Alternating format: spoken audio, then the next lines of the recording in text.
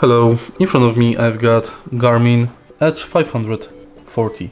In this video I'll show you how to manage recalculation settings.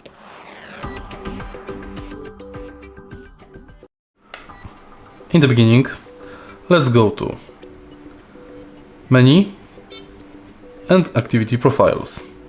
Select your profile and next go to Navigation, Routing, scroll up and here you can manage route recalculation mode and auto cruise recalculation.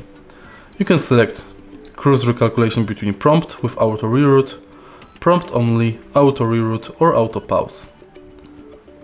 If you find this video helpful, please leave like, comment and subscribe.